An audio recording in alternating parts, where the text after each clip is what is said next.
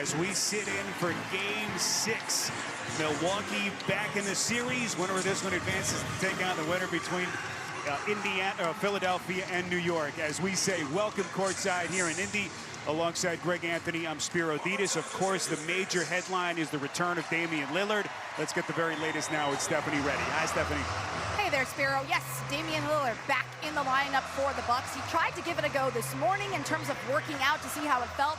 Went pretty good because they tried again before the game, and that went well also. He's been trying to get back to action, working around the clock quite diligently. Now, Giannis Antetokounmpo also had 2 workouts today trying to get back. He's not quite ready yet, but they're hoping to extend the series, and maybe they get their star then. All right, Stephanie, so all eyes on Lillard. Meantime, for Rick Carlisle, the question tonight, GA, is how do you get Siakam back as good as he was the first couple of games, and also Halliburton? It's about pace, right? They led the league in field goal percentage and shots. They also led the league in scoring the first 8 seconds of the shot clock. They've got to play fast, energize this crowd, and I think that makes their offense flow. So Lillard back in his usual starting spot. That means Malik Beasley, who is excellent in Game 5, will come off the bench. Lillard going through his pregame paces. We just got the report from Stephanie. All systems go to try to be as cautious as they can. Gia, you played with Achilles tendonitis. It's a pain threshold now for Lillard. Yeah, and also psychologically, he's got to trust that he can't do any more damage to it. And so that's going to be interesting to watch. Keep in mind also, he hadn't had adrenaline in his body in a few days. So that's going to play a role in terms of his ability to play at a high level. Lillard going down in Game 3 here in Indianapolis, missing the last 2. This is Chris Middleton with Nesmith. Gets the party started. Middleton, who's been their MVP in this series. And one thing you notice, everybody on the Pacers stayed home. There was no help on that possession, and Middleton was able to take advantage. Tyrese Halliburton left open, is going to fire. Remember how good Halliburton was here in that Game 4, the night that Indiana set a franchise playoff record with 22 threes. Patrick Beverley all the way to the cup. Yeah, just not a good job hedging there defensively by the Pacers. Nembhard's corner 3 won't go, and the rebound corralled by Middleton. Milwaukee is 0-4 in this building this season, including what's happened so far in this series. Is this the night that they finally get one here at the Fieldhouse? Lopez leaning hook. Got that soft touch in tight. Yeah, Beverley, again, doing a really good job of initiating the offense. So Lillard really not involved here early, but still the Bucks able to be effective. Miles Turner, Lopez was there. Remember, Lopez 3rd in the league in blocks this season during the regular season. Just enough to bother that shot. Here's Bobby Portis, one of his best career playoff nights in that Game 5 win with 29. Middleton fires. A little bit too much, and the rebound tracked down by Halliburton. Good job there with the transition defense. Remember, in Game 4, that was an issue for the Bucks. They could not keep the Pacers out of the open floor. Whistle blown here, and it's going to be an Indiana turnover. Traveling violation. We had a chance to sit with Doc a little while ago, and that was one of the things he mentioned, the transition defense. They threw the kitchen sink at Indiana with their defense. Yeah, and the biggest adjustment they made was they switched everything, and that really kind of allowed them to keep bodies on bodies and get back to controlling that defensive backboard.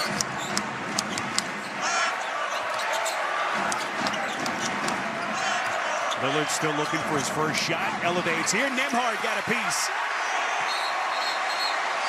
I don't think that Siakam saw the deflection, so just kind of let it flutter out of bounds. So 4.6 to shoot for the Bucks. Yeah, a lot of time. Great job defensively by Nembhard on that contest to get the block shot.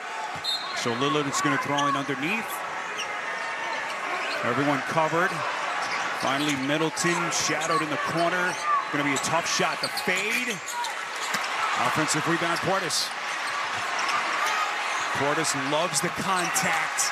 Goes right into the chest of Siakam and hits a tough fade. He's as physical an offensive player as we have in the league when he's able to get his back into your chest.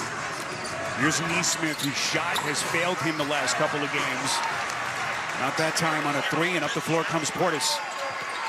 So a good start, GA, for Milwaukee, a team who's got the upper hand in terms of the experience. How do you handle this kind of a moment? Lillard gets his first shot of the night. And right now, if you're the Pacers, you've got to figure out a way to sit down and defend. They have not done a good job here early on that side of the ball. All five starters have scored now for Milwaukee. Nembhard trying to turn the corner. Lillard left him open. Soft touch. He missed. And Indiana here at the start is one of their first five.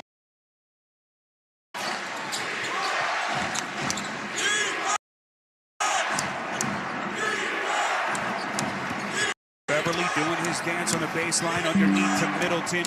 Lillard, good extra pass to Lopez. For to shoot. Beverly circles the flick, no. Middleton. Milwaukee hitting the offensive glass here at the start. Yeah, they really, after game three, they have completely changed defensively. That's still what they got to avoid, live ball turnover. Halliburton finds the laces, and he buries it. And that's the area, if you're the Pacers, we've got to get deflections and try to allow our defense to get our offense going. Portis, double team. Lillard's going to pull, and he sticks a three. Good start for Damian Lillard. It's a 7-point Milwaukee lead. An 11-3 Bucks run as we cross the 8-minute mark in the first quarter. Nembhard working against Middleton, changes direction. Nembhard going glass, nicely done. Yeah, they're going to need more of that. When they're in the half court, their guys are going to have to do a better job of attacking off the dribble to create their offense. You expect those supporting cast players to play better for Indiana on their home floor. Lillard, boy, expecting contact. No whistle against Nembhard. Up the floor comes Halliburton.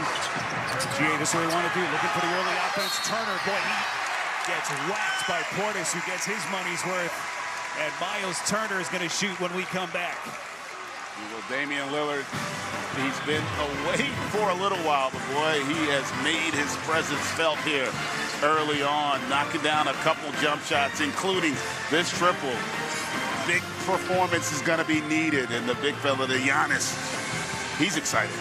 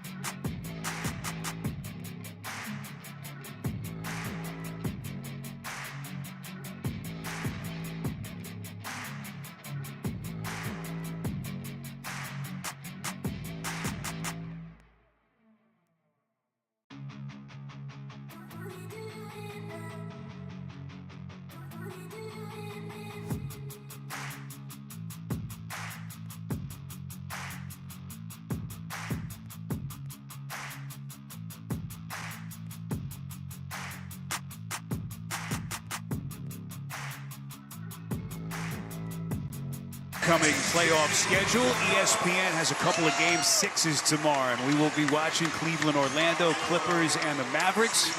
What a response by Dallas in that series. For more information on all the schedule, NBA.com, or visit the NBA app. So 5-point Bucks lead, GA, as we cross the 7-minute mark. And it's been interesting to watch Indiana. You know, they want to play at that frenetic offensive pace, but when you can slow things down the way Doc Rivers and this Bucks defense has, they have some issues offensively.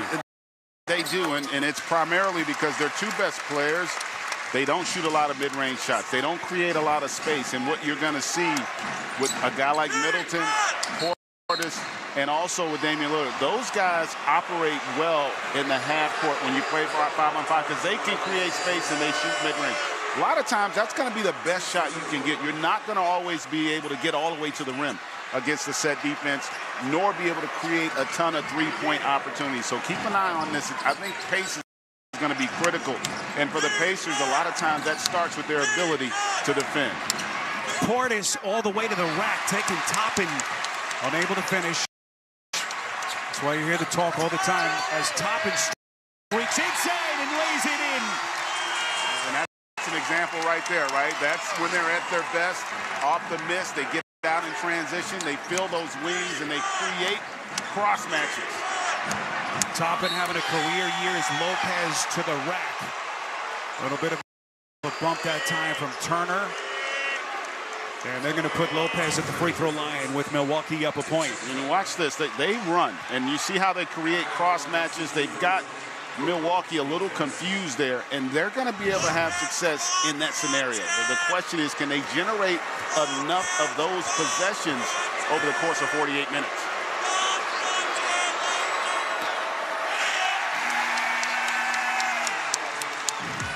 The NBA on TNT is brought to you by the three-row Kia Sorento, built for the unstoppable. Kia, the official automotive partner of the NBA. That was always the question for this Indiana team. Led the league in scoring, unproven as a playoff team. How would they fare with the physicality, everything that goes up, GA, in a playoff series?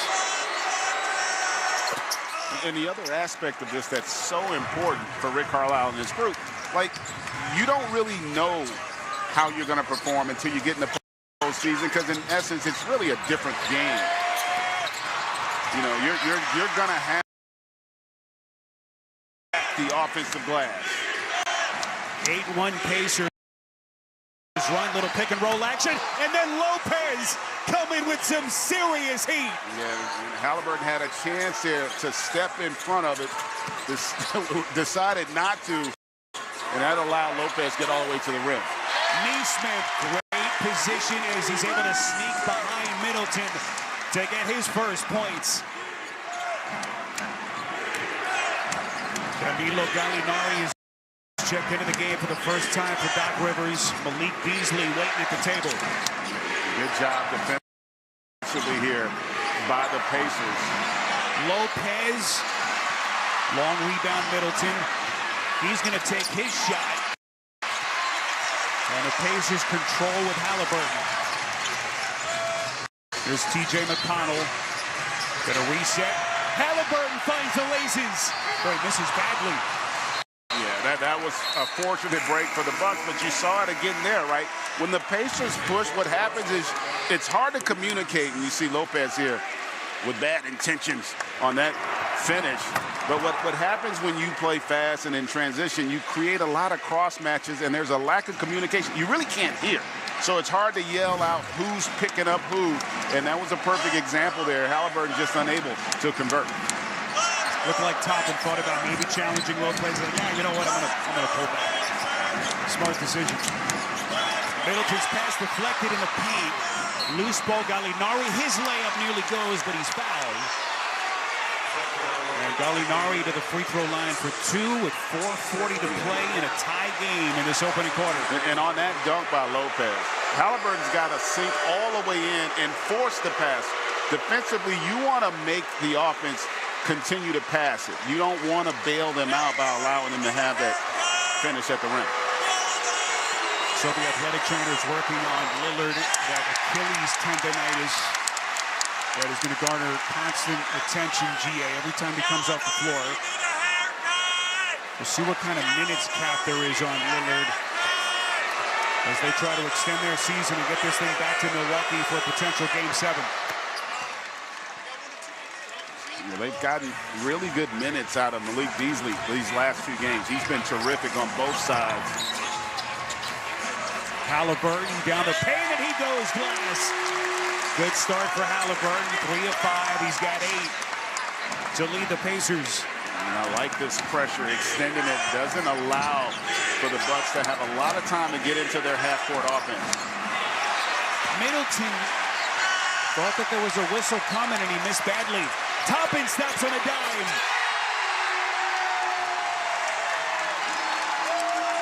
And that is Indiana Pacers basketball. Good defense, get out early, attack, and look for the best first shot. See what Toppin has done off the bench. Beverly to the rack. Turner got a piece, but Lopez is there. And that ends a 15-4 Pacers run. They got a 2-point lead. Turner didn't have a lot of space. Over the top, boy, Toppin all over the place. Nesmith. And Toppin's doing a really good job just being an athlete, right? Being active, creating possessions for his team. Beverly into the paint. Leans in to create the space. He misses as he works against McConnell. McConnell looking to push. They don't have numbers. He spins, floats it up, and in.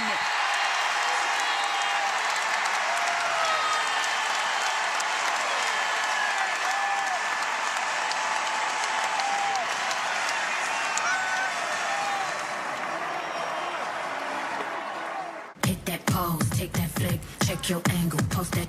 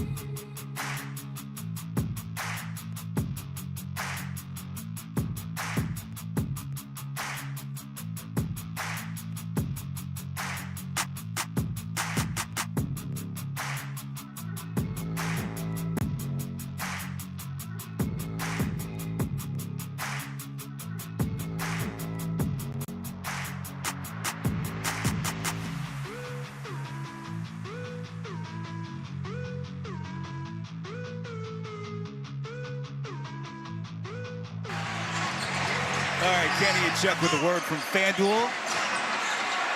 As Milwaukee victims of a 7-3 run since Lillard went to the bench. Aaron pass, Middleton, McConnell to steal. And then it's Halliburton. McConnell, another steal. Underneath, Toppin, contact, and he's going to shoot. Indiana's bench taking the game over. And it's the lack of ball handling. Right now, you don't have Lillard or Beverly in the game. Really the only two point guards. And by that, those are guys that can handle pressure. And keep in mind, Lillard being hobbled, he's not going to want to deal with 94 feet of pressure there, but just a great job of jumping in that passing lane by McConnell and the finish. And then they were able to turn him over on the very next possession as well. Some heated trash talk from Halliburton as Toppin sets at the free throw line. Remember, Indiana had the highest bench in the league, not only the highest scoring team overall, but the #1 scoring bench. A lot of that was with Benedict Mathurin as well before his shoulder tear in early March. But Halliburton, boy, is playing with a carefree looseness, GA, early in this game. Well, their pressure, by extending it, speeds the game. It's really taken the Bucks out of what they want to do offensively. And in a lot of ways, this game comes down to tempo. If this game is played with high octane, then the Pacers are going to be the beneficiary. There's the bench scoring so far, all Pacers. Keep in mind, Damian Lillard typically plays the entire first quarter. He sat here for about a minute and a half. Couple of minutes of game action, and here he is again for Doc Rivers. Portis into the corner. This is Connaughton, the fake. Walks a tightrope on the baseline all the way through. Want to shoot. He's got to lean up top and get him. Halliburton stops on a dime. He's looking for more. Short. It has been Halliburton and Toppin as well as McConnell, the catalyst for the Pacers. Middleton. A little bit of contact, and now the Bucks have gone stone cold. Yeah, when the Bucks get fast, they get out of character offensively right now. Nobody's touching the ball. They've gone away from trying to post up as well. Siakam. And for Siakam, his first points and first shot of the quarter. Portis fronted by Toppin. Shadowed by two deep in the corner. Portis in trouble. Knocked out of bounds, 12 seconds to shoot.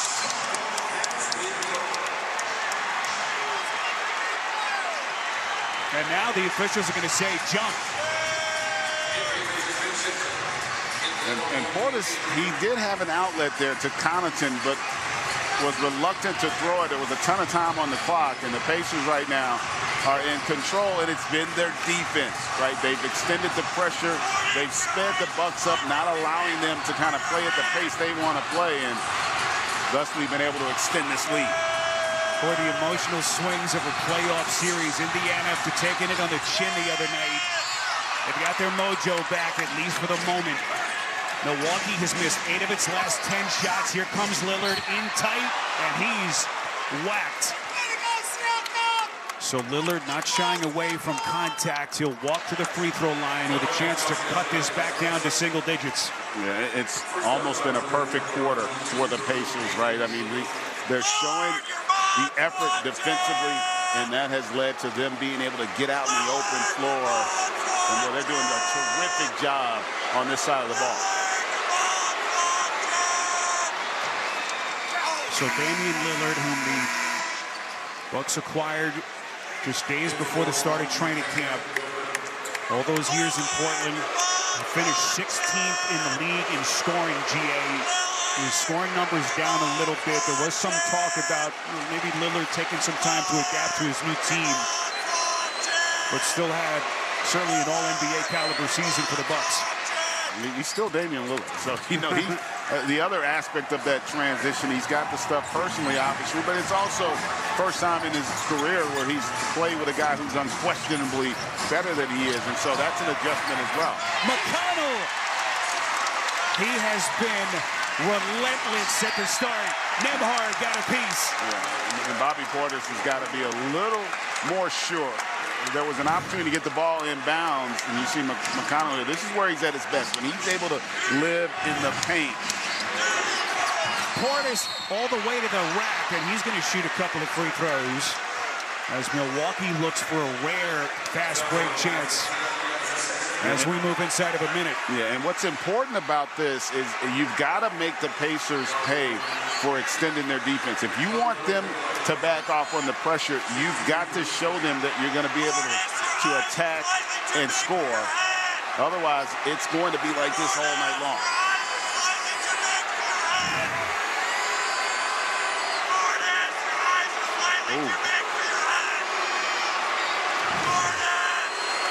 Siakam got him in the face.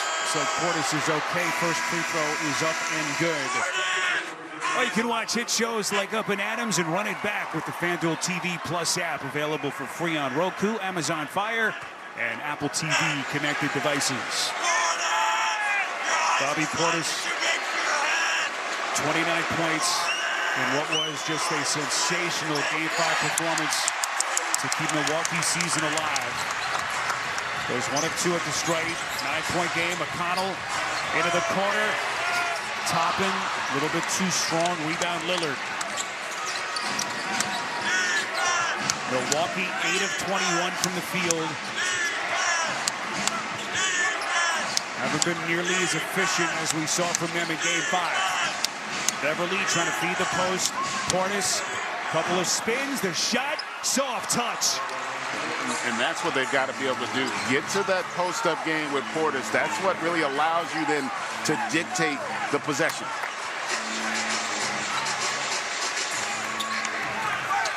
About a 4-second difference. Shot to game clock. McConnell working against A.J. Green, who got a piece.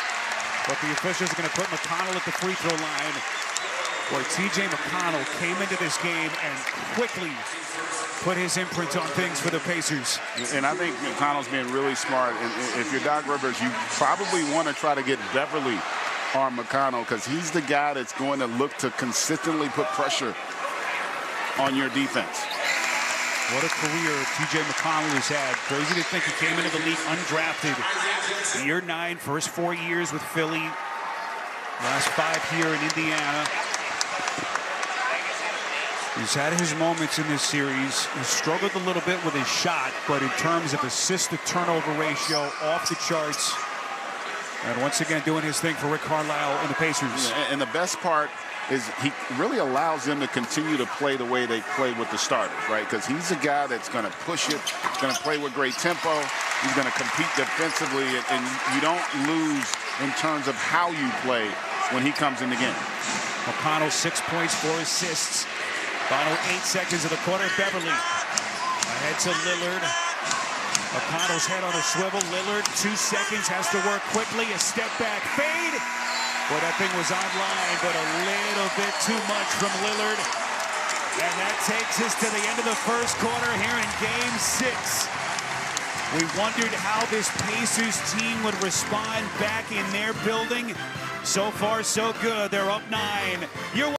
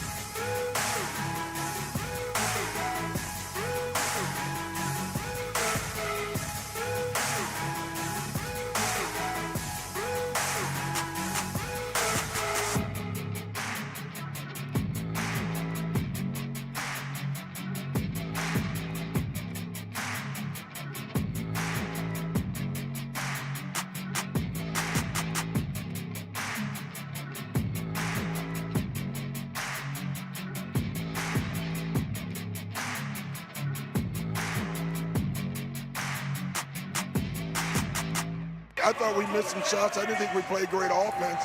And our offense is part of our defense. We make shots, they're taking it out, they can't run as much. I didn't think we moved the ball the way we should move the ball. Damian Lillard is back in action. Are there any time limitations? What's your strategy for him? Yeah, I'm sure there is, but I'm not going to tell you what they are. Thank you, Coach. Thank you. All right, Doc playing it a little coy. So far, so good in terms of Lillard. But they desperately try to put a body on T.J. McConnell, GA, who was just terrific in the first quarter. He was, and really it was their bench. 15-1 bench scoring in that first quarter. That was a huge difference in this game. Lopez spins, taking Isaiah Jackson to the rack, and Lopez goes glass. How about that with the left-handed finish off the wrong foot by the 7-2 Lopez. So a 7-point game. McConnell all the way through. Gets the Pacers into their half-court set. McConnell to spin. They swallow him up as now they put Beverly on McConnell. Tony Brothers makes the call on the baseline. How about Lopez at his size and his age, GA, still able to do this? Yeah, and good job on his part with the recognition, because the Pacers are extending their defense all over the floor, and it creates driving opportunities. And remember, when you don't have Turner out there, you don't have the same level of rim protection. Indiana Pacers trying to win a playoff series for the first time in 10 years. McConnell turns the corner underneath to Jackson, who coughs it up. Middleton, tough lead pass for Beverly, who tracks it down. Crowd wanted to travel. Beverly's going to get him reset. 7-point game. He feeds the post and Portis. Slow turn on Siakam. 7 to shoot. Lopez against McConnell in a mismatch here. 2 seconds. Lillard will fire, and he buries it. And he also bails them out on that possession. The Bucks are not good. You heard Doc talk about it. They're not doing a good job of passing the basketball right now. McConnell, again, just being uber aggressive on the attack there. And we'll get back to the line. GA, why the success for Indiana is going to get another look at the Lillard shot? Is it just a matter of pace? What have they been able to change so far? They're playing, listen, when you're the home team, I've always felt you tend to be about a half step quicker. So they're being a little more of the Pacers physical at the point of attack. They're extending their pressure, trying to disrupt the rhythm of Milwaukee's offense. And this Milwaukee group, they're not a great passing team. And by that, I mean ball movement. I'm not talking vision. They've had opportunities to make passes, but they're a count behind. And when you're playing against pressure, that's going to make it really difficult for you to create good looks. Where you go through the annals of NBA history, all the teams, the franchises that came up, they have that kind of coming-of-age moment. First time in the playoffs for this current group. In the postseason, this franchise is for the first time since 2020. We've talked about how long it's been since they've won a playoff series. This is the opportunity that they have tonight before them. There's Rick Carlisle, coach who's been doing it nearly 25 years, hasn't won a playoff series since he hoisted the championship with Dallas in 2011. Crazy to think.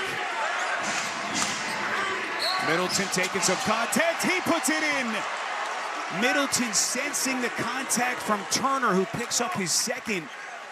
And Milwaukee's starting to creep a little closer. Yeah, but see how that quick pass creates the advantage. And that's what I'm talking about with passing. It's not about vision. It's about ball movement.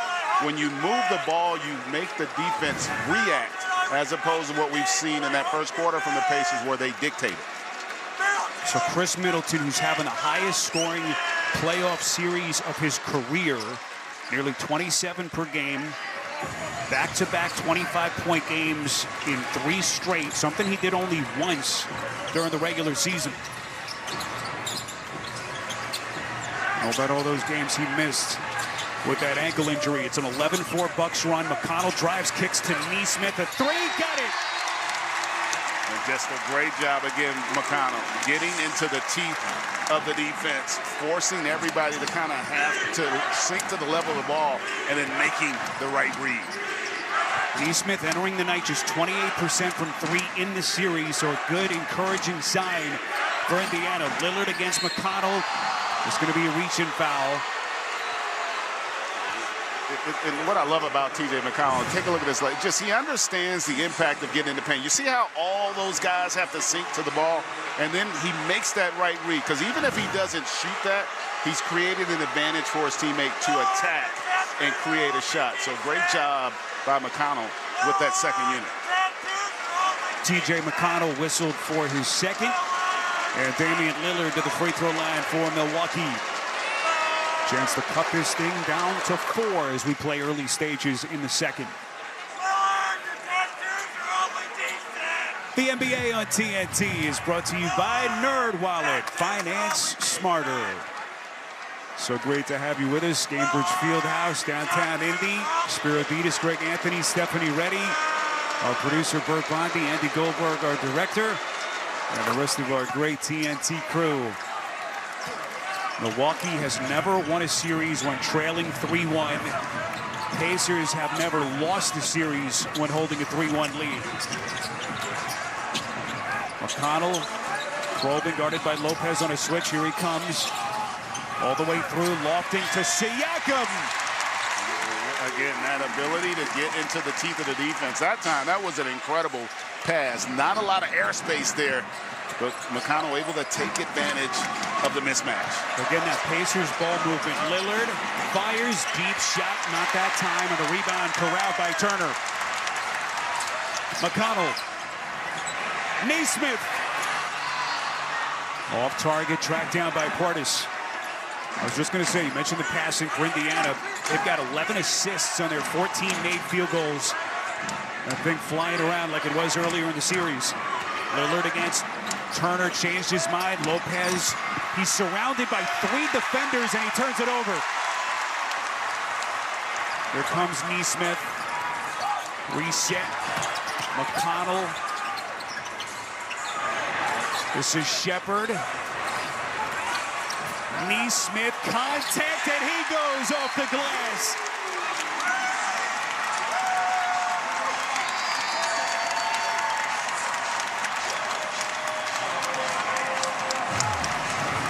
Right now, the Pacers in control. They've been the more physical team, leading by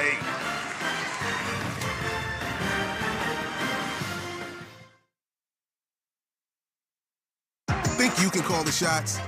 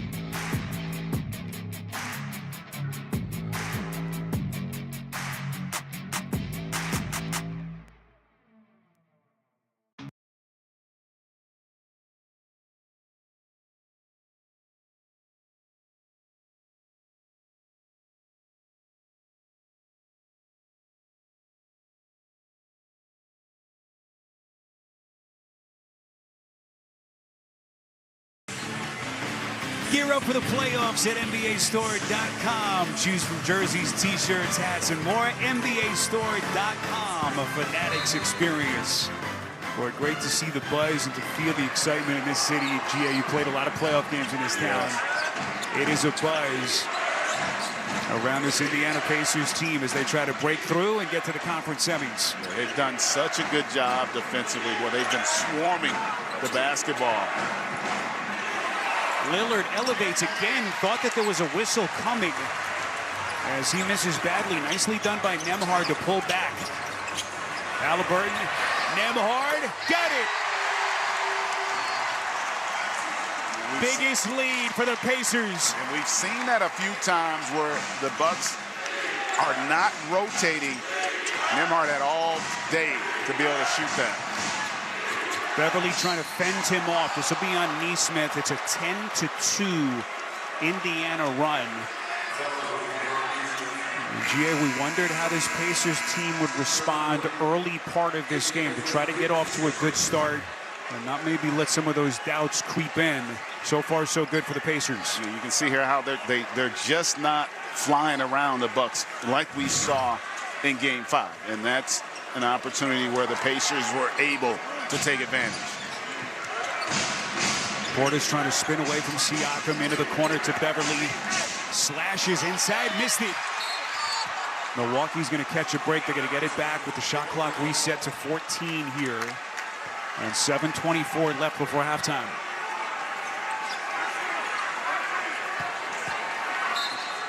Also, if you're the Bucks right now, you got to figure out a way to take advantage of your size inside. Lopez and Portis, two really good post-up players. You'd like to see them have more opportunities. Beasley, little floater, no. Milwaukee just one made basket in more than 3 minutes. Halliburton trying to feed the post. It's snatched by Beasley. Great job by Beasley, just not giving up on that possession. Portis is bumped underneath, trying to establish the position against Nembhard in the transition. Good recognition to try to find him as they look for something, GA, to try to get their offense recalibrated here. And I think that's where it's got to be. You know, this is where, as a team, you got to understand the personnel. Where are our advantages in the half court? And with this group, you'd like to see Portis and Lopez a little more involved down low. They go right to Portis on the box, turns, misses. Portis now 2 of his first 4. He's got only 5 points. Halliburton will fire short. So Halliburton has cooled off a little bit after the hot start. Lillard ahead of the pack. Beasley, corner 3, well short. Offensive rebound, and that is Portis on a stick back. There's a huge basket here. Just right now trying to stay connected, but not doing a good job with their defense are the Bucks. Nembhard! Boy, covering a lot of terrain. It's an 11-point game. Yeah, again, just playing fast, not allowing that Bucks defense to load to the ball. Andrew Nembhard, 7 off the bench. Toppin has 9, McConnell 8. It's been the Pacers bench that's been the story so far. Lopez knifes in, missed it, and again it's Portis. But again, those two guys, I feel, for the Bucks, they've got to be more involved offensively and to take away some of the speed and athleticism from the Pacers. Pascal Siakam has taken only 2 shots. Halliburton left open, he'll launch again.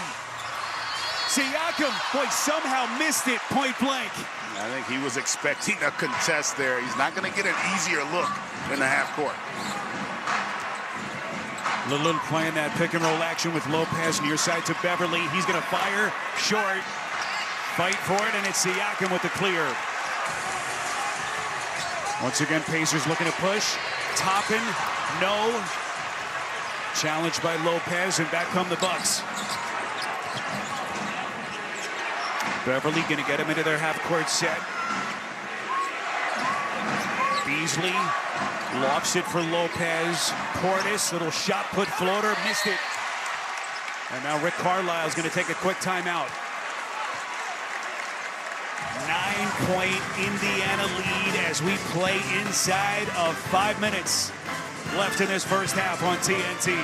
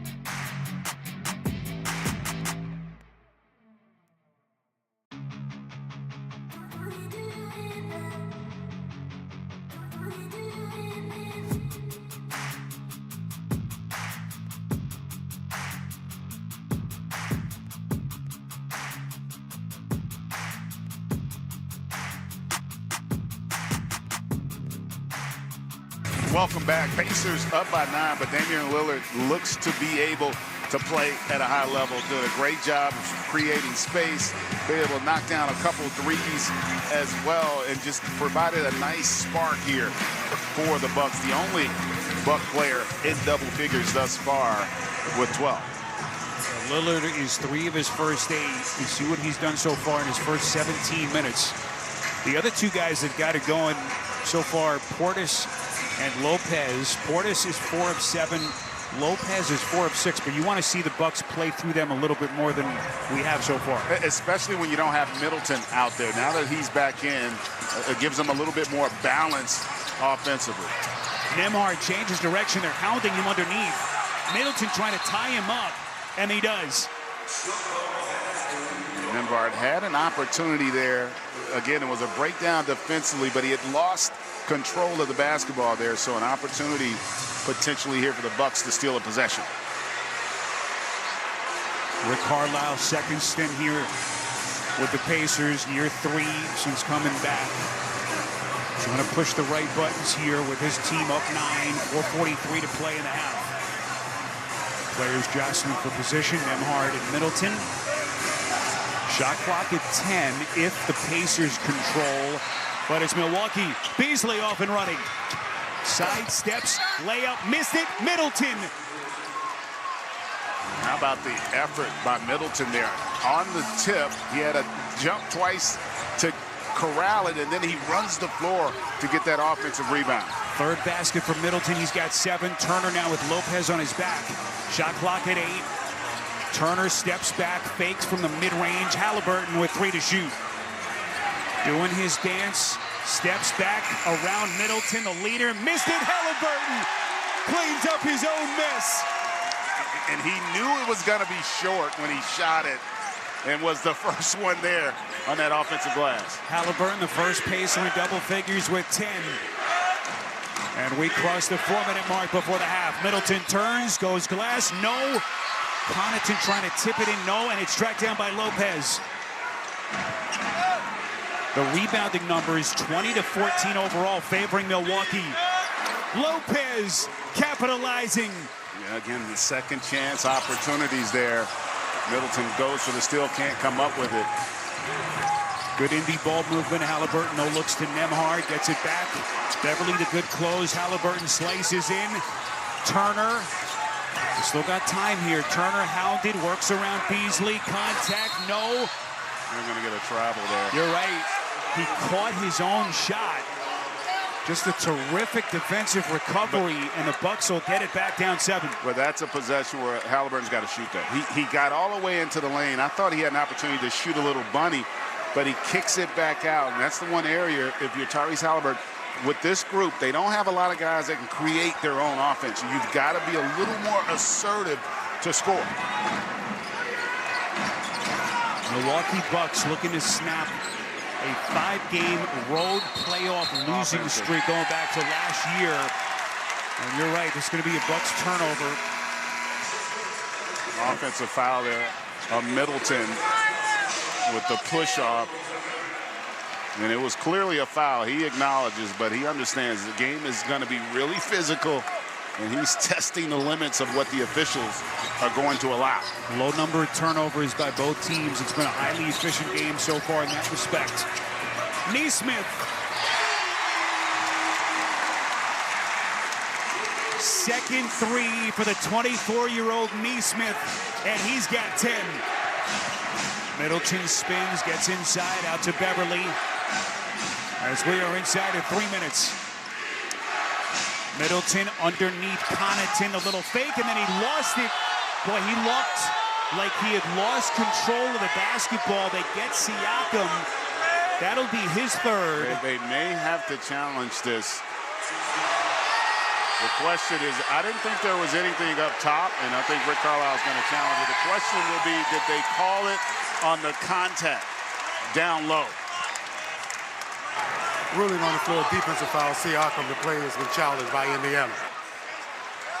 So the call on the floor on Siakam, if it stands, they're going to lose a timeout. It's going to be Siakam's third.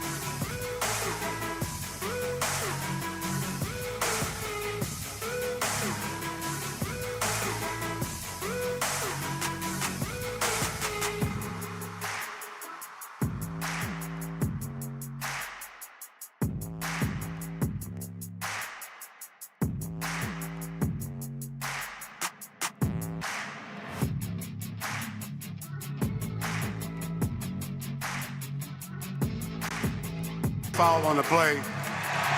Because the ball was loose, they'll be a jump ball center circle any two. The challenge is successful. They retain their timeout and their ability to challenge. Good veteran crew tonight. Tony Brothers, Courtney Kirkland, Justin Van Dyne. So successful challenge for Rick Carlisle. He will maintain a challenge. And really a good job by Rick's staff there, because that's oftentimes the head coach. You've got to wait to see because they have the opportunity to watch video and see the replay, and then they oftentimes are going to alert you as to whether or not you should challenge. And that time they were on top of it and saved an opportunity there. 2 free throws. Carlisle signing a contract extension before the start of the season. Again, approaching his 25th year as an NBA head coach. Can he get this franchise back in the conference semifinals? He can do it with a win tonight.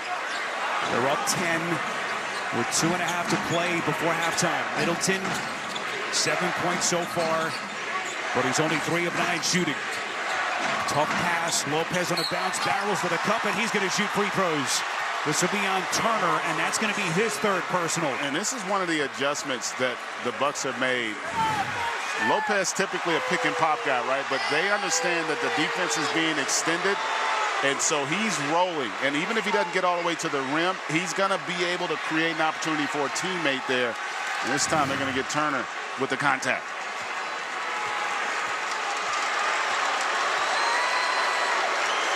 Lopez only 6 free throws in the series entering tonight, and now he's 1 for 3 at the line so far tonight. The game's all in the NBA app. Stay up on all the action with real-time highlights, scores, stats, and behind-the-scenes stories. Download the NBA app powered by Microsoft.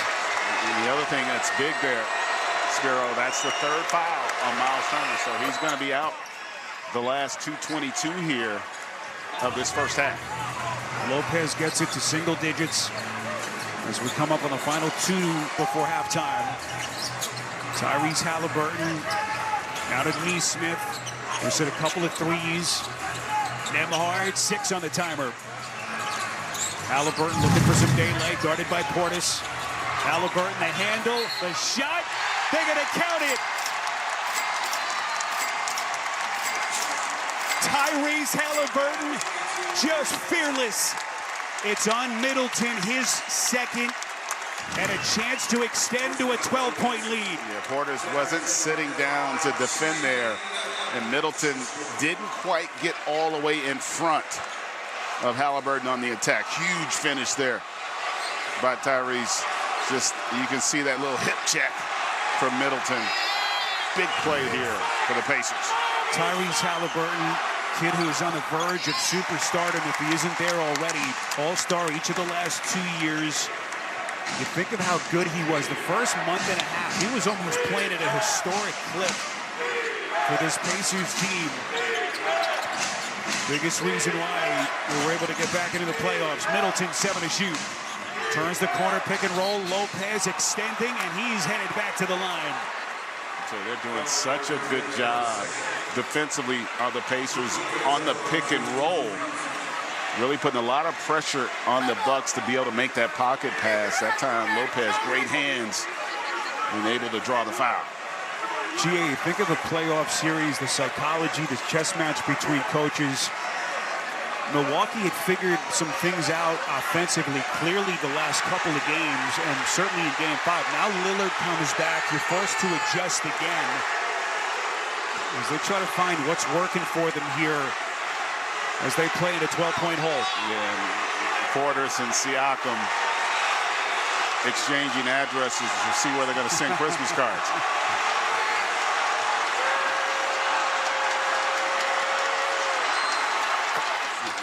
To your point, the one thing they haven't been able to do is to get Middleton unleashed now. Like, he has not been able to find much space to operate. Credit the Pacers defensively.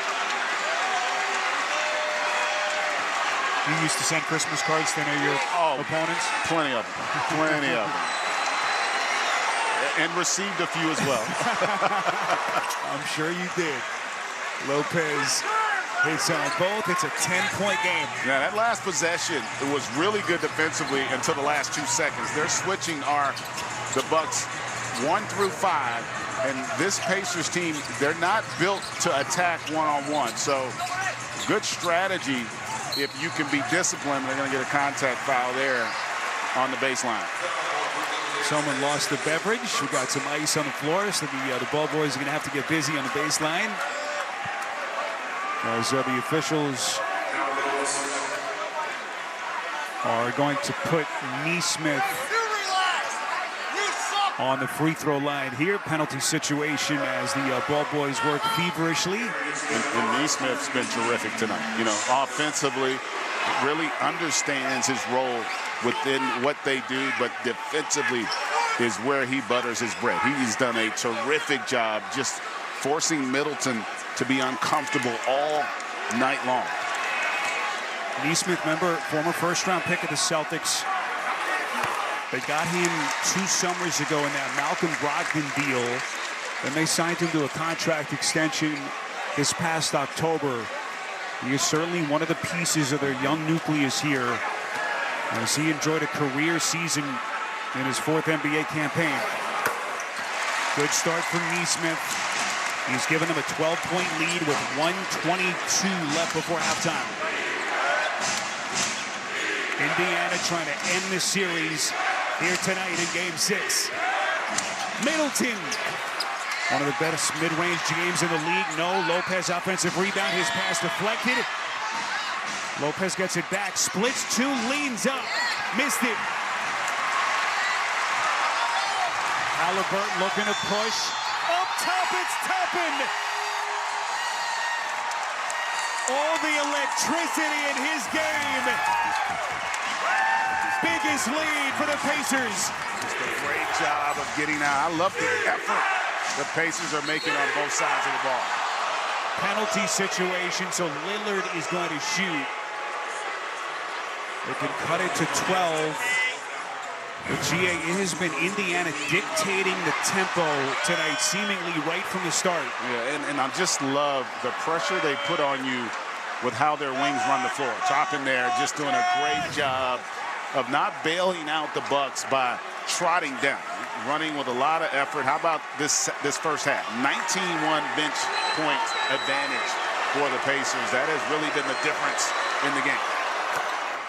How has Lillard looked to you so far in his first half? I think he's been solid. Look, there's going to be a little bit of rust, but he's such a crafty player and scorer. You can see there, 3 of 8 from the field, but he's been able to get to the line. This will be a 6th free throw attempt, and he has been money in that regard. The question's going to be offensively, can they get Middleton going, who's had his struggles here, and continue to try to play a little bit more through Portis and Lopez on that low block.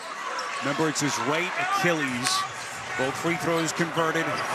And here we go for the final 40 seconds. And look at the bench scoring discrepancy so far. Halliburton turns the corner. Nesmith, good defensive rotation. Connaughton out to Siakam, 7 on the timer. Siakam chisels into the paint, can't hit, rebound Connaughton. Yeah, give Lopez a lot of credit there. He sat down and moved those bunnies to force that miss. They can just about hold for the last shot, about a 1-second difference. Lillard, now to Beverly. Both teams are out of fouls, 4 seconds to shoot. Beverly, contact, no whistle. Beverly incredulous, as is the entire Milwaukee bench. And with that, we reach halftime here in Game 6. Well, so the officials determined that Beverly may have leaned in. That's a bad call. Listen, they're going to miss calls. And look at where Halliburton starts and look where he ends. Like, he starts inside the three-point. That's what you're looking for. You're right about what the offensive player did, but you can't allow a guy to start in one area and then end in the other. But they missed it. Fortunate break there for the Pacers. 2 quarters complete here in Indianapolis. Will Indiana be able to turn out the lights on the Bucks? They're up 12 at halftime. You're watching the first round on TNT, presented by NerdWallet.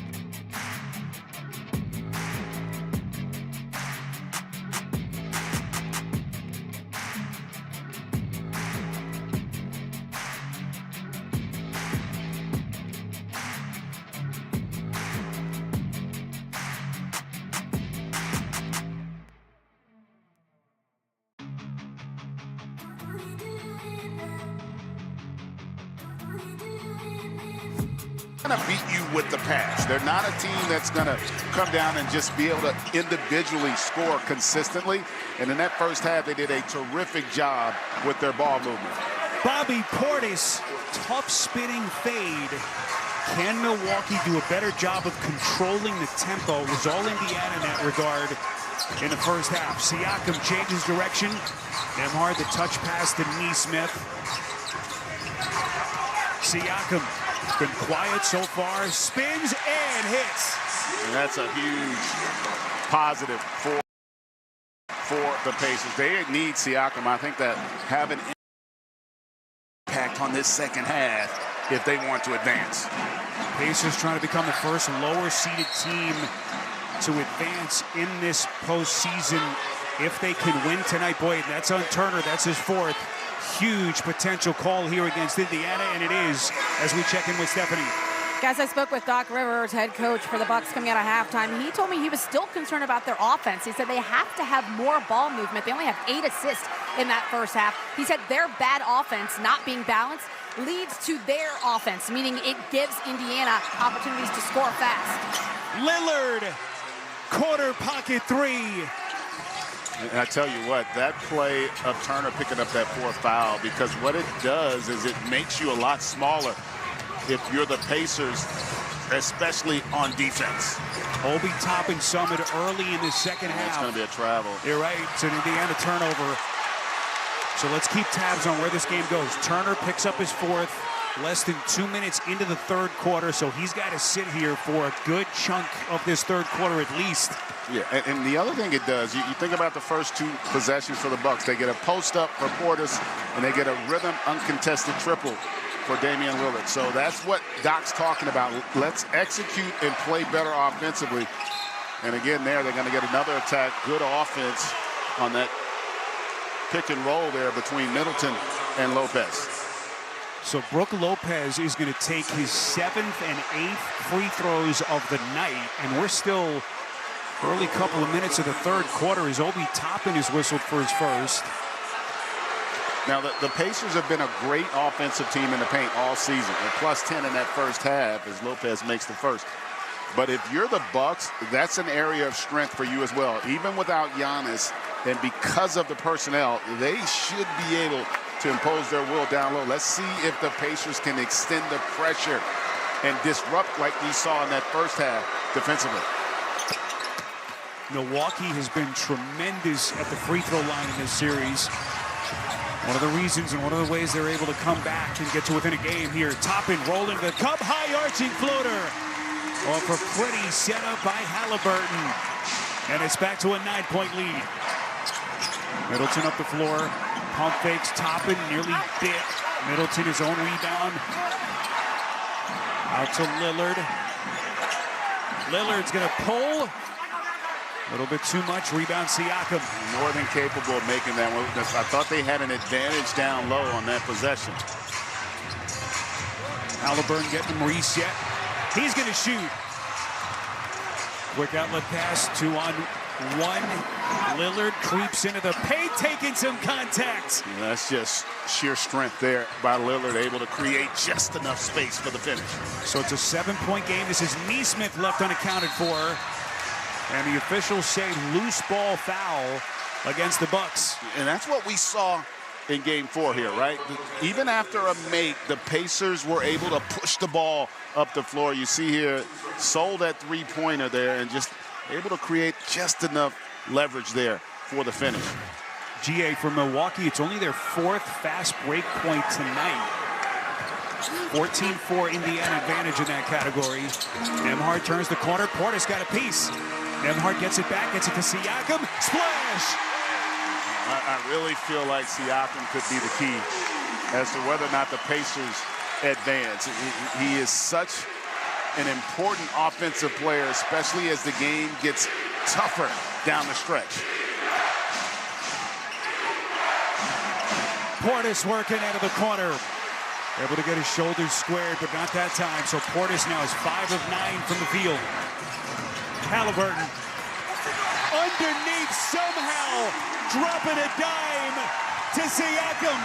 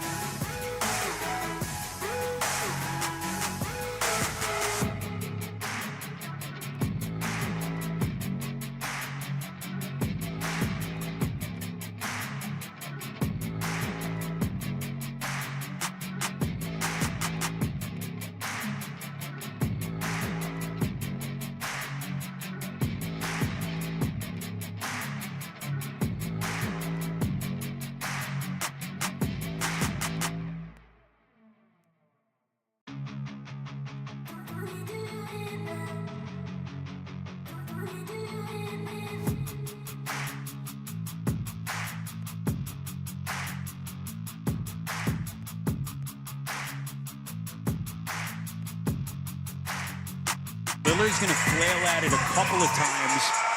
Halliburton didn't appreciate. Then Portis gets involved. And really, no issue with Halliburton and Dame there. That happens all the time. But if you're Bobby Portis, you've got to be careful. You got ejected last time you played here. Things aren't going great. You see James Johnson runs out. He and Portis end up both receiving a technical foul. And if you're the Bucks and Doc Rivers, you've got to corral Portis. He is going to be too valuable here in the second half. You can ill afford to lose him. So James Johnson, who you just saw hit with a tech on that Indiana bench, as was Bobby Portis. And to GA's point, now Portis has to be careful. I'm not sure if James Johnson's a guy you want to mess with on that Pacers bench. It's going to be an offensive foul and a Milwaukee turnover. And I think that foul is directly attributed to the shenanigans that went on after the timeout. Tom Portis. There's a heightened sensitivity by the officials, and they're going to have an eye. Remember, Portis has already been ejected here, so he's going to have their focus to begin with. 8:24 to play. Nembhard looking for some daylight. Picks up the dribble now, gets it to Halliburton. So Indiana has restored order with possession and a 12-point lead. 6 to shoot. Halliburton. Middleton clears weak side. Up the floor to Beverly. That pass then deflected. Looked like Halliburton got it, at least from our vantage point. Yeah, there's no question it was off Halliburton, and Doc may have to challenge there. We had a clear look at it. Halliburton definitely deflected it. Keep your eye on the pass off the hands of Portis right there.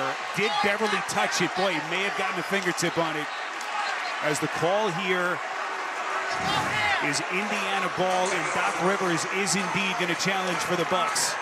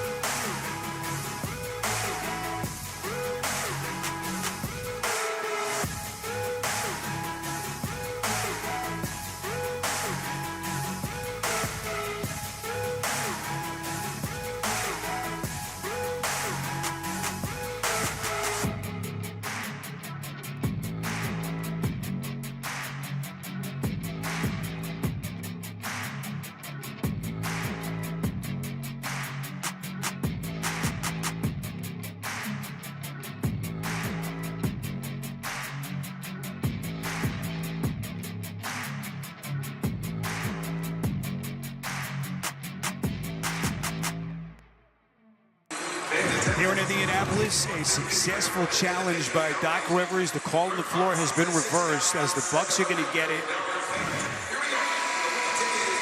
They determined that Pat Beverly did not indeed touch that deflection after Halliburton had it initially deflected. And now, so both coaches have been successful, and each will have one challenge left, GA, and that looms large. Yeah, and that's a huge play right there if you're really the Bucks, because you could ill afford to continue to waste possessions. Boy, I tell you what, from that camera angle, it looked like Pat Bev may have deflected. Well, fortunately, though, from the angle that actually shows, you can see there's clearly space between he and the ball. But if you had to rely on that other angle, they definitely would not have overturned that. Beverly in the corner, no. Portis is there, missed it point blank. Couple of tips, and he finally puts it back. Here you get the sense it's a precarious part of the game for Milwaukee. Down 12 a minute ago, that's down to 10. Toppin, how good has he been off the bench tonight? And he has been terrific, and you expect your bench and your guys, your complementary players, to be better at home, and he has been that. Doc has gone small now with this lineup, 3-guard lineup, really 4, with Middleton as a wing. Massive shot by Middleton. Back down to 10. You saw the bench scoring now. Just an incredible difference, 24-1. Naismith. That's an offensive. It looked like, I was going to say, listen, the Pacers are going to outscore the Bucks bench. That you can live with that. You can see here, I thought this was a good call. An easy call for the officials. They're going to challenge that, though. Wow, that is a big play.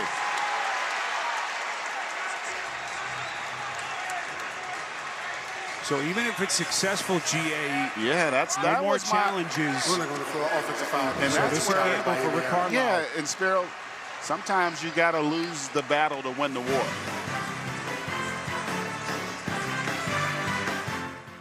It's the NBA playoffs. There's a renewed energy in the air and intense action on the floor. This is playoff basketball.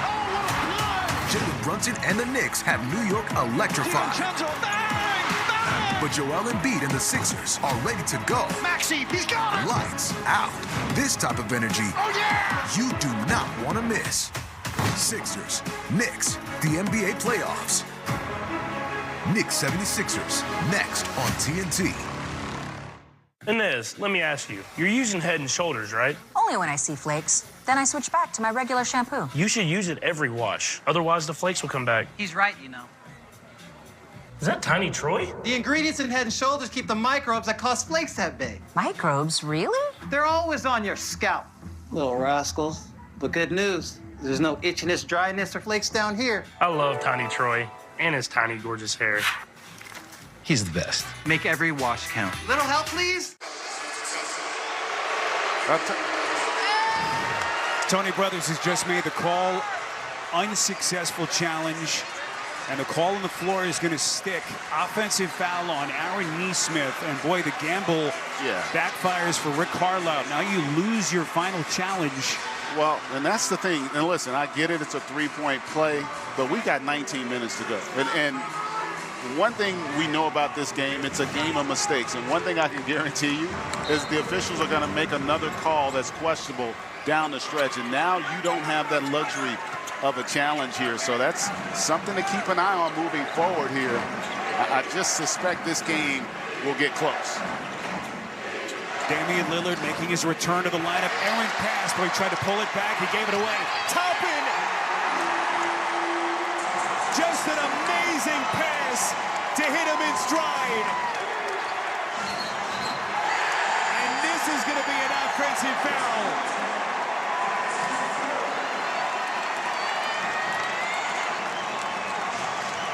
Middleton looks mystified as he's picked up his third. Obi Toppin looking for an uppercut punch. That would have really been huge if you were able to knock that down. Lillard probing, steps back, in and out. And Damian Lillard now 5 of 12 in his return to the lineup. Halliburton to Siakam. Leans in, double teamed. Looking for a slither of hope. Cash money. talked about it, right? He has really got it going here in this second half. And right now, the Bucks are on the ropes. Portis gets it back. Aggressive defense. Officials are going to get Siakam. It'll be a side out of bounds as we cross the midway point in this third quarter. One thing I will say, one way to slow down a guy that's got it going is to attack him on the offensive end. And a good decision by Doc Rivers, because Siakam has definitely gotten his confidence back here in the second half. Portis double team, Adam Middleton. Nice into the paint, tough floater up over the top of Siakam. So Middleton with a dozen, but they're still down 12. Siakam starting to work up a nice lather. Backs down Beverly, spins. Nesmith from deep.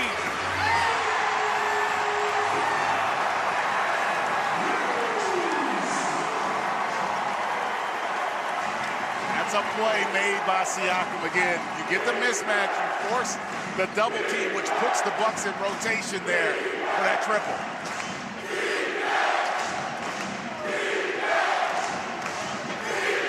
Middleton underneath Beverly.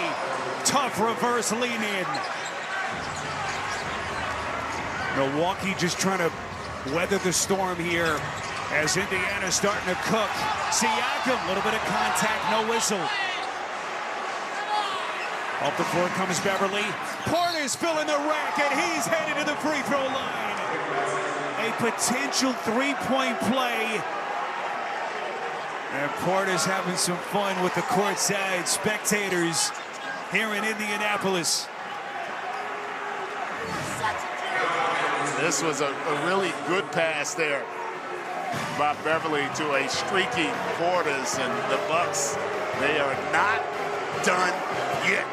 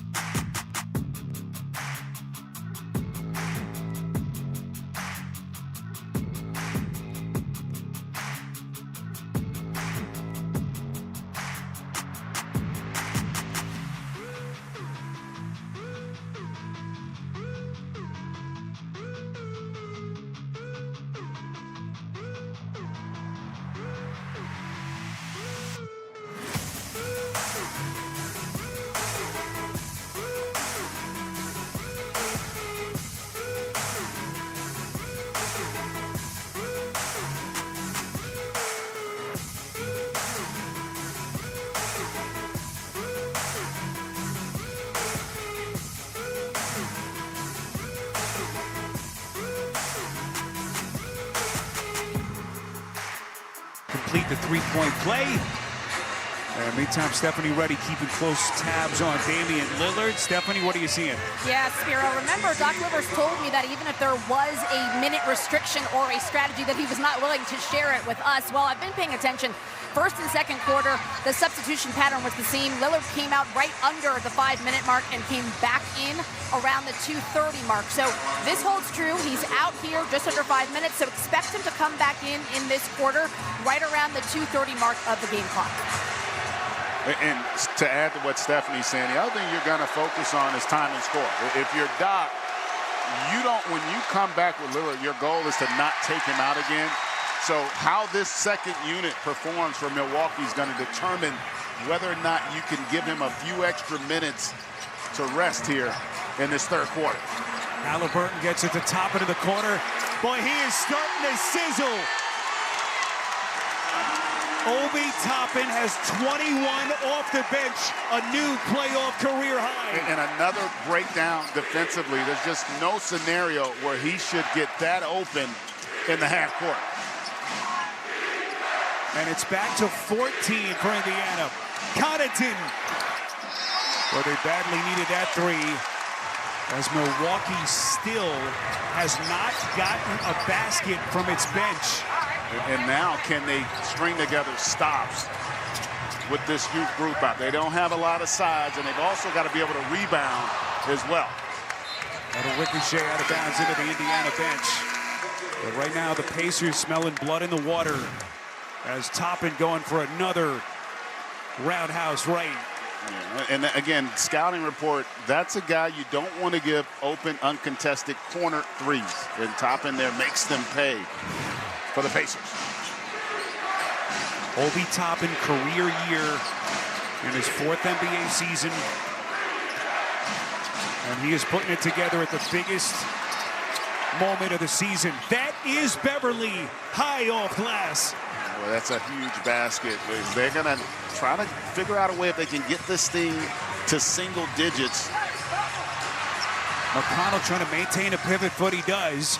But that one goes right through the wickets for Jackson. And Halliburton unable to save. So it's an Indiana turnover.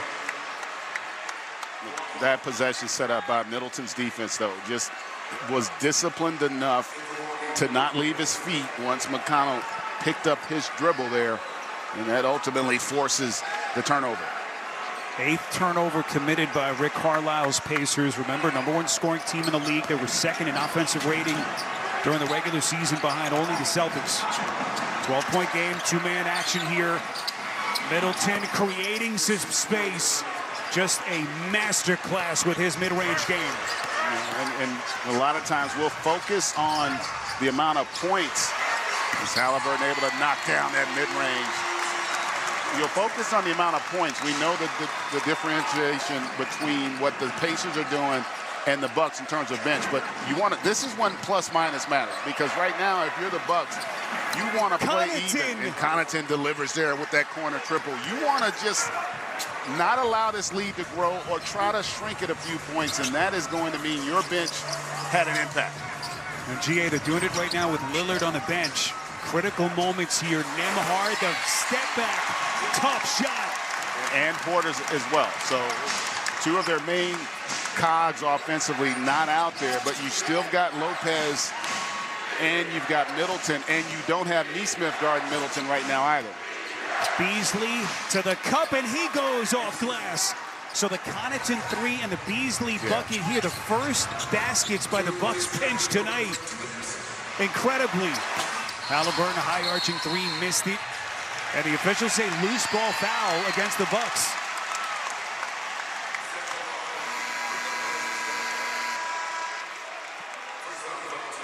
Doc can't believe it. The NBA on TNT is brought to you by Uber Eats. From wings to beer, get anything for game day. What a scene this has been again. 18,000 plus, standing room only.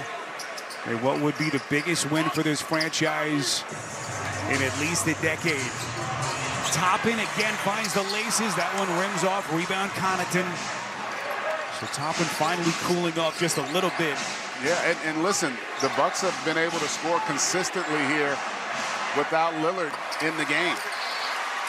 Boy, that Lopez 3 would have cut this thing to 6. 90 seconds left in the quarter. McConnell hands to Shepherd. They're going to reset to Nembhard.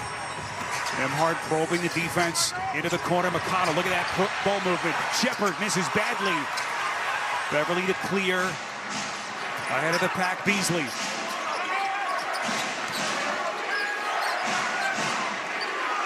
Lopez against Jackson, taking the young big inside, full extension, and he's fouled. I was shocked there that the Pacers didn't double. That is not a matchup that you can allow to materialize. You can't give Brook Lopez 3 or 4 dribbles when he's got the size advantage that he has here on Jackson. You've got to come down hard and force that ball out of his hands. Lopez, 16 years of experience against the 3rd-year Isaiah Jackson, and he just had too much for him. Yeah, and that's not Jackson's fault. He battled as hard as you could. Again, if it's one dribble, it's one thing, but you can't allow 3 or 4 dribbles there. And Lopez has had his struggles at the free throw line. Milwaukee team that's been so good at the stripe in this series. Look at McConnell. He just keeps on coming. Inbound Beverly. What a matchup between those two. So a 9-point Indiana lead under a minute left in the quarter. Bucks trying to get this thing to a game 7 back home as Lopez turns it over. Nembhard, look out. And they're going to count the basket and a chance at 3.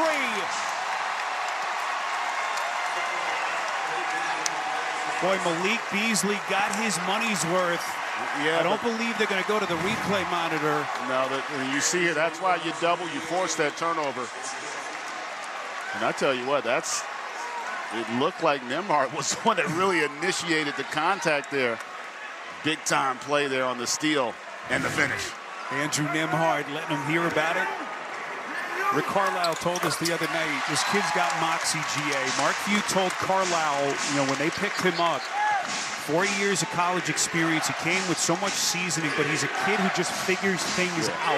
And those are the best kinds of players, right? Because remember, this is a young man who's been a point guard his entire life, but here he's had to learn how to play without the basketball. Middleton on a 3 short. Rebound corralled by Shepard.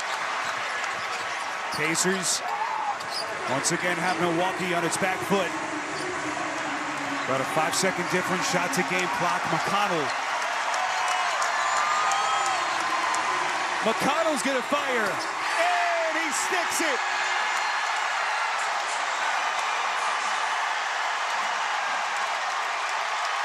Here comes Beverly.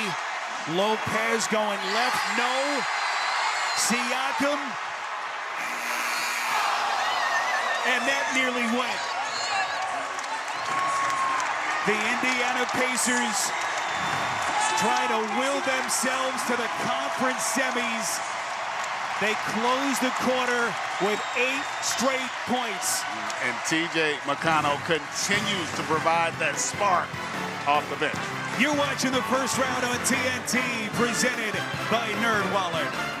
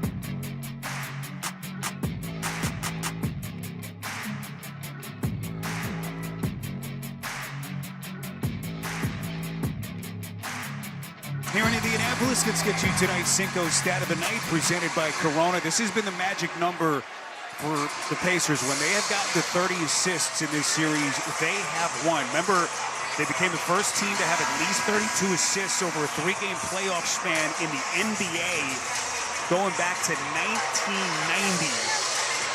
Can they keep up this pace? Seconds ago, Stephanie Reddy with Rick Carlisle. You said you learned to play harder with better ball movement. Have you? Yeah, we're doing better tonight, but there's a long way to go. What's the key for you guys in the fourth quarter? Well, rebounding has been a big thing the whole game.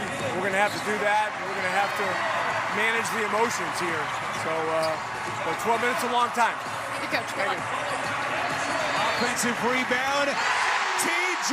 McConnell putting him on his back.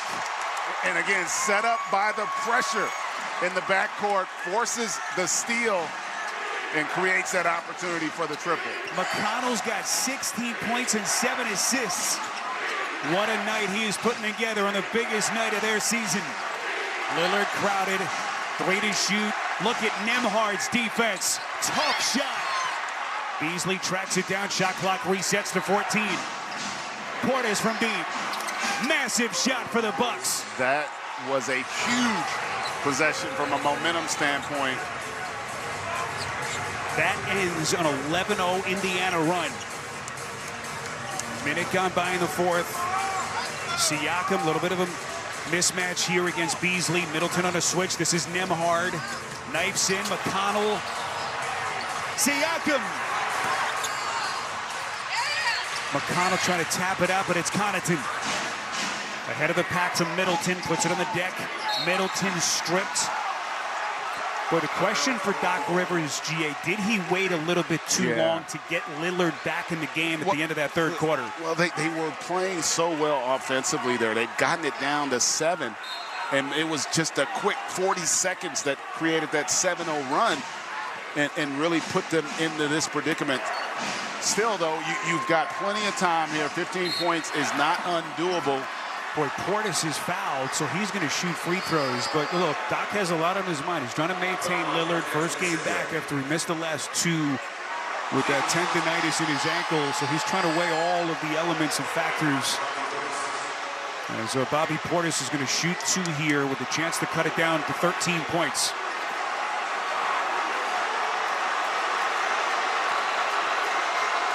Bobby Portis, 29 points the other night in what was a playoff career high for the 9th-year vet. And finally, after a long rest, after he picked up his 4th, Miles Turner back into the game for Indiana. As we take a look at our FanDuel Live point spread for tonight's game, you see where it started and where it is currently. Yeah, but give Rick Carlisle a lot of credit. His bench did a terrific job. Nate, that's been their strength all season, of being able to sustain without Turner on the floor. Turner sat at the 10:57 mark of the third quarter, so he basically sat for an entire quarter of game action. McConnell inside. There's going to be a push against Siakam. Tony Brothers makes the call. That'll be his 4th. And really, that's one of the few times where the Pacers were just a little late on their delivery to Siakam.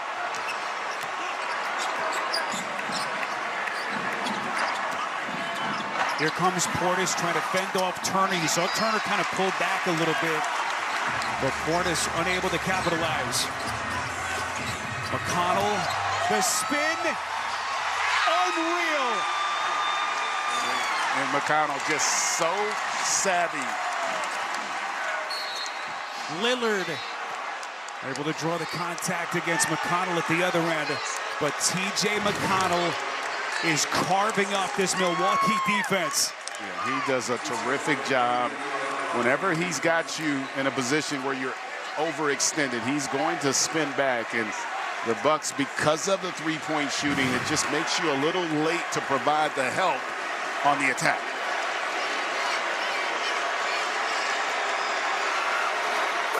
Lillard now 7 of 7 at the free throw line. He's got 20 points for the Bucks in his return to the lineup tonight. GA, what does Doc do to get their offense going here to try to stem some of this Indy momentum? Well, it's really the defense. They've got to string together stops. It's going to be hard if you have to keep taking the ball out. They have got to figure out a way to settle down. They've had a lot of missed rotations and miscommunication in the half court.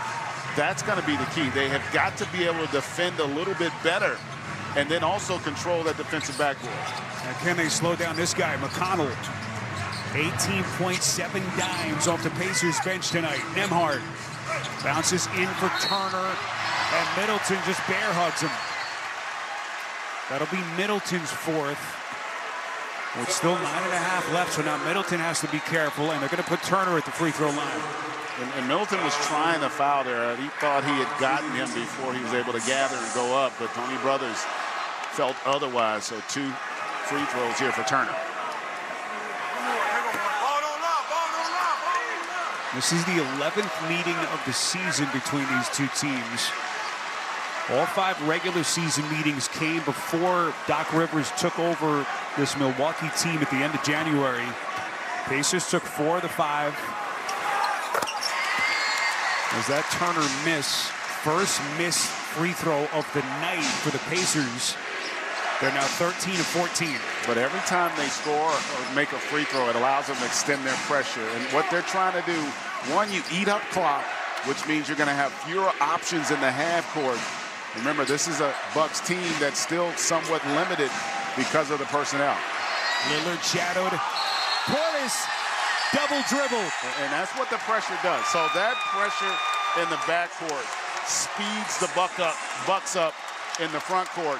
And it either forces rush shots or potential turnovers. That's an example of it on that possession. 11th Milwaukee turnover. They've turned them into 20 points. Siakam, as we cross the 9-minute mark, and this is going to be on Middleton. That's his 5th. And that's almost a fatigue foul there, because if you're Middleton, you have to sense that the pick and roll is coming. And one thing you don't want is to allow him to go away. You see that? And GA, what do you do now? He's got 5. You still have 8:52, but he's not coming you're out. in a 15-point hole. He's not coming out. They're going to just end up having to switch, which is what they want to do anyway, to switch everything. And he's just going to have to sit down. McConnell against Portis on a switch. Inside, Portis trying to tie him up. McConnell! He can do no wrong here in Game 6. Playoff career high 20 for T.J. McConnell. Boy, dangerous pass there, nearly threw it away. Beasley, in and out. Nembhard tracks it down. It's a 17-point game. Siakam gets it back. Shepherd.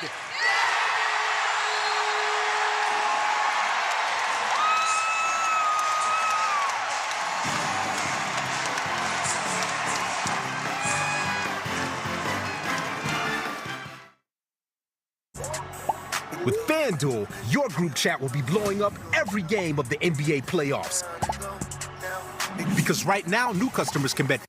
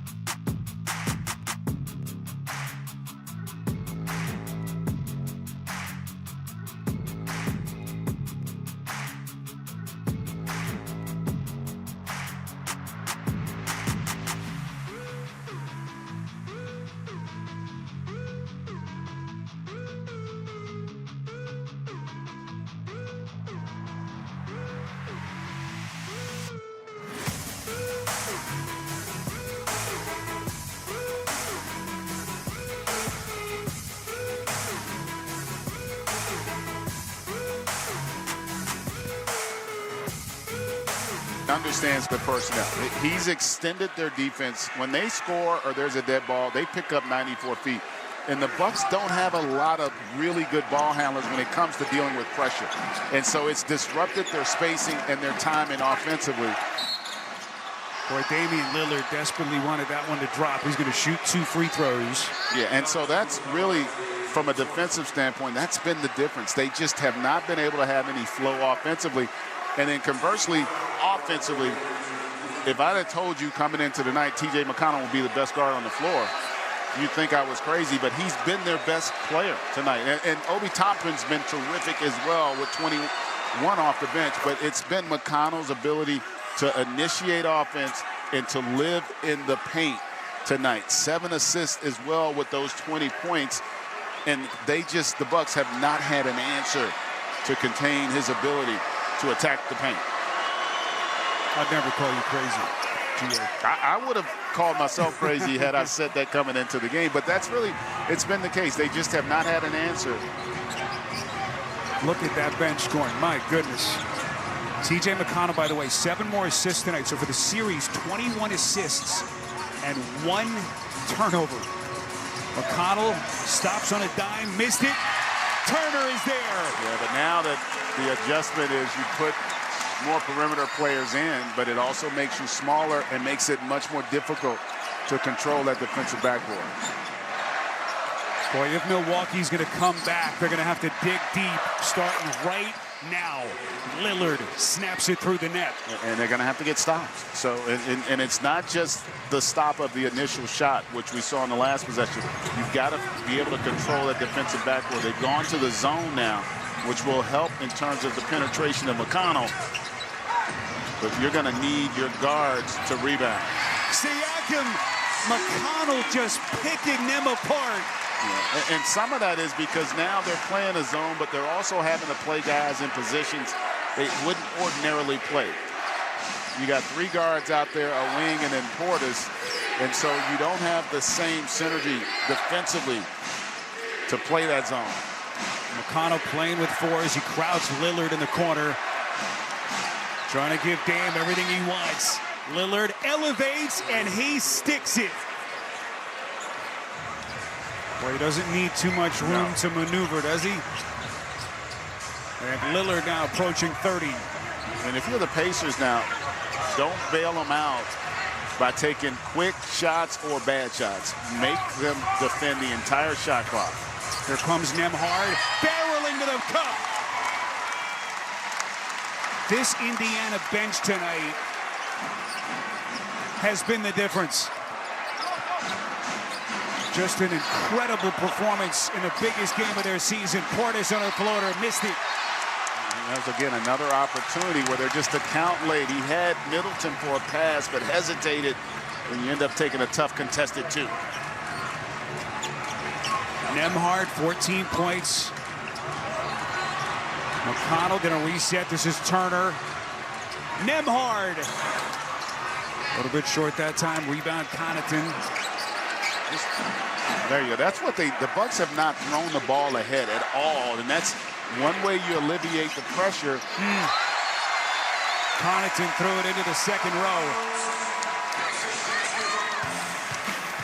And we talked about it, Spiro, the impact from that league-leading second unit. Obi Toppin has been explosive, and the little general, T.J. McConnell, has just set the tone on really both sides. 44-6 bench scoring advantage for the Pacers.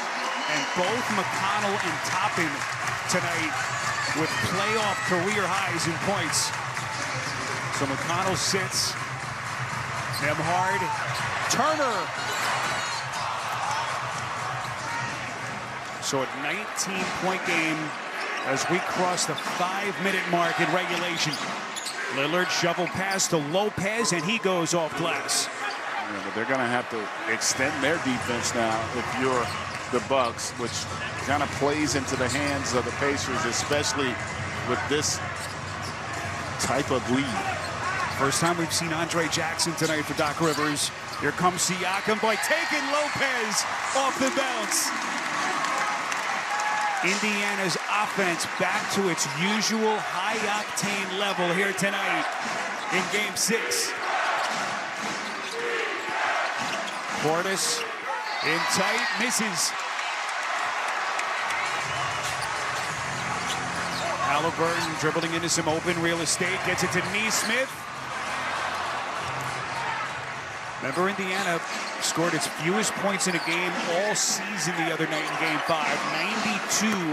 Lillard pulls from deep, and Rick Carlisle's going to take a timeout. Carlisle trying to get his offense recalibrated. Pacers up big inside of 4 left. Come fly.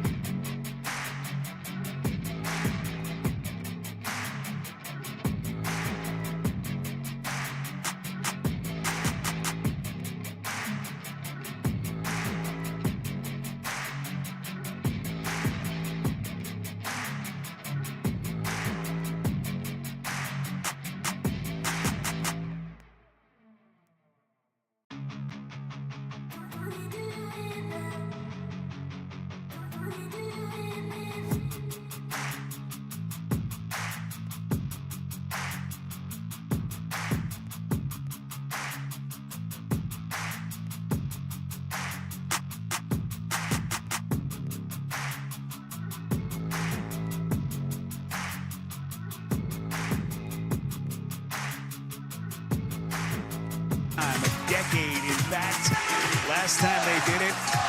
Frank Vogel at the controls, David West, Paul George, a young Paul George. Got them that first-round playoff series win over Washington. They eventually lost in the conference finals to Miami. It's been a long time coming for this franchise. Yeah, really one of the best organizations as well in our league. And what an incredible fan base. And boy, they showed up and showed out here tonight. I should say that second-round series win that got them to the conference finals against the Heat. Shot clock down to 7, so clearly trying to run that clock. Halliburton to Siakam. They just cannot miss. When this offense is working, GA, it is something to watch. They have been impressive tonight. And it's also, let's face it, this is a Bucks team not without Giannis that is just not quite the same animal. And you got to give credit to Rick Carlisle, his coaching staff, their game plan, and then obviously these players who have performed at a high level. So we hit the final 3 minutes. AJ Green trying to D up against Siakam. Tough matchup. 7 to shoot. Siakam spins. Taken by Portis. Yeah, the odds, no doubt, heavily stacked against the Bucks going into this series. Looks like Doc Rivers is going to wave the white flag. Well, there was a hope that Giannis was able to come back at some point, but just does not appear that that is going to be the case, as he is marred by injuries in a postseason. GA again. A reminder coming up Friday, a couple of game 6s on ESPN. Cleveland, Orlando. Can the young Magic answer the bell in that series? And the Clippers and the Mavericks. NBA.com or visit the NBA app for all the schedule details. You can see the disappointment, but I mean, you think about this Bucks team, and post-championship, they have not been healthy in the postseason. It's just has to be frustrating for their fan base and ownership, and obviously those players as well. And they're staring down the barrel of a first-round playoff exit for a second straight year. But last year, the 1 seed eliminated by Miami, and this is what they're looking at now, GA. You see what they did in the regular season. You see the free agent list for them as Doc Rivers is going to start to sit his starters. Again, Doc taking over the reins for Adrian Griffin at the end of January. He will finish 19-22, including this series, as Halliburton and McConnell get a standing ovation. Well-deserved standing ovation. And you look at this Bucks team, well, they are going to have a challenging offseason. You saw the free agents pending, but it's also how can you improve the roster? You know, they don't have cap flexibility. Oftentimes in a scenario like that, you may have to trade one of your core guys to try to revamp that roster. So something's got to give. There's no question that they're going to have to make some wholesale changes. Doc had to make a number of changes on his coaching staff. This always seemed to be playing catch-up. Every time Rick Carlisle starts to empty his bench, as the Indiana Pacers are going to be moving on to the conference semifinals. And how about the job that they've done, the Pacers, in terms of their front office? Devin Pritchard and co, they have made all the right moves. The trade to go and get Tyrese Halliburton, and then the midseason trade to bring over Pascal Siakam, who has really fit seamlessly, bringing on Nesmith in his development. Look at that ball movement. T.J. McConnell ain't done yet. Playoff career high, 9 assists for McConnell. So with Indiana winning this game, that semifinal series, GA, will begin on Monday night. The only question, will it be against the Knicks or the 76ers? We might know tonight. shout out to Chad Buchanan as well with that Pacers front. I mean, they just impressed with what they did. And the thing about winning a playoff series, it really validates the decisions you made in terms of personnel. It gives a tremendous amount of confidence to your young players. A lot of contact underneath as Chris Livingston is going to shoot free throws. But GA, you faced this franchise when they were really at the height of their powers. Reggie and Rick Smits. Those great playoff matchups with the Knicks, Market Square Arena. It was a great group, great fan base. And then they went to the next version when they had Paul George, where Hibbert, David West in that group. And now we're seeing the third rendition here as T.J. McConnell takes a bow. What an incredible performance by that young man here tonight. There's no better basketball city just in terms of a fan base that appreciates good basketball. And this crowd and this city going to be rewarded with what is a monumental postseason victory here tonight for this franchise. They give it to Jackson on the box, turns, and the officials are going to get Adetokounmpo on the foul. And Isaiah Jackson's going to shoot free throws. And now the questions are going to start to be asked just how far this Indiana team can go. Of course, they'll have to wait potentially a couple of more hours to see who their opponent will be, maybe even a couple of days, depending on what happens tonight in Philadelphia. But boy, they're going to go into that series with a lot of confidence. Oh, there's no question that they're going to be a confident group.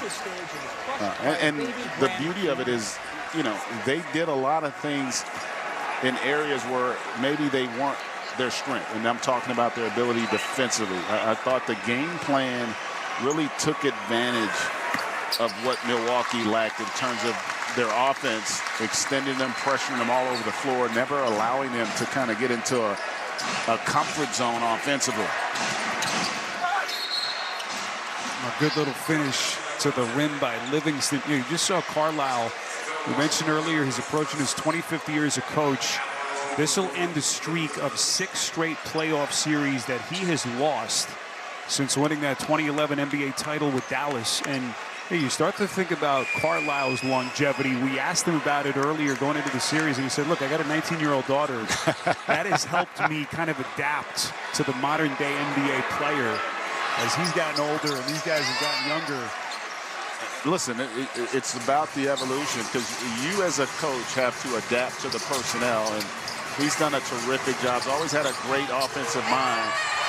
And this group, in terms of style, very reminiscent to his Celtics team, who also were a great passing team, played great 5-on-5 basketball, and that's what this group does. Andre Jackson after the Kendall Brown bucket. And we have hit the final 60 seconds. So the Indiana Pacers, the number 6 seed in the East, 47 wins during the regular season, about to be moving on to the conference semis. Beauchamp gonna reset. It's a Livingston pick. And the rebound by Shepherd. But we asked the question at the beginning of the night, how would this Indiana team, limited playoff experience with this current group, how would they come back psychologically after what happened in Milwaukee the other night? And boy, did they answer the bell here in Game 6. Yeah, and we've talked about this, Spiro. It's a lot easier. They'll take the shot clock violation. It's a lot easier to get blown out because, listen, neither team's 20 points better than the other. And so you can kind of watch that, and knowing that they're going to be back in front of this crowd with how well they played in Game 4, they had to be a very confident group coming into tonight. The Indiana Pacers tasting postseason success for the first time in 10 years as they are moving on to the semifinals. And now let's get you to Philadelphia, Game 6. Coming at the other side of the commercial, Ian, Grant, and Jared will have the call next. It's the NBA playoffs. playoffs. There's a renewed energy in the air, and